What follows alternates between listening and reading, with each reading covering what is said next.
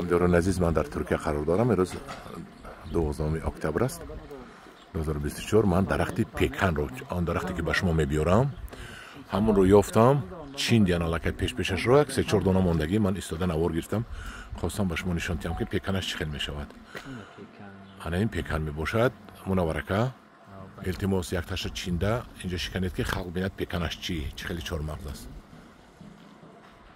منورکه چینید کنی، همون پختگیشه چینید، هر دوشه چینید، همونا هر دوشه گیرید دوتا زمین بشکنید. این تا این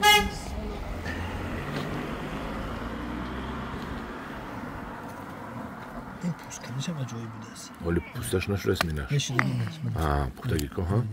ای پیکنم کلان بوده است، ای پیکنم پیکن بوده است. اینه بینید اکش شکنم در نشه استوسته شکنید. وقتش بوده است خام ولی همداران عزیز، امطور کم بسته است، کم بستگی کلانش بینید. پیکنی قبودیون، از پیکنی قبودیون اگر 4 مرتبه زیادم گویم میشود. شوید ده خیلی که پوستش تنوکه، پوستش تنوک پول این خام ده، این خام باشد سلکک مزهش تلخ مزه میشود و بعد وحش میگذارد. روغنش خشک شد چون با مزه میشود که این موندن گیرید. نه اگه ما شکسته نتونستیم اینا، شکسته نتونستیم اینا کنی. من چشم بسم الله الرحمن الرحیم نم بودم با پوستش وای این نمیشه پوچخش میده تو نکاک نم بودم با این تگش تلخ مزه میشود، لیکن وقتی خوش شد از این چهار مغز با مزه نمیشود. پوست شاخه شما بیزه شکسته دو کاکا. ای من اوست اینو ببین.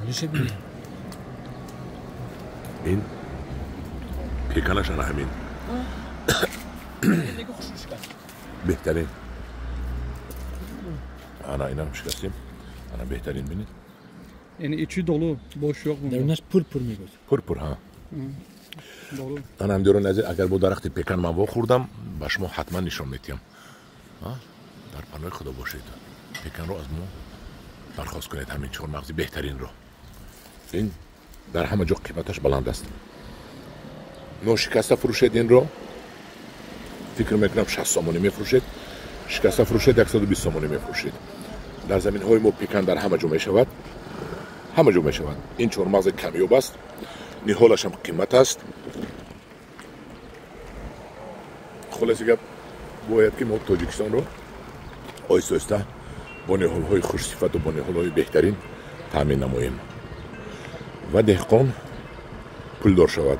دانید که این 4 مغز 10 به 10 12 به 12 شنونده می شود و یک تا این درخت تا 200 کیلو 300 کیلو بر می بندد. در پناه خدا باشید.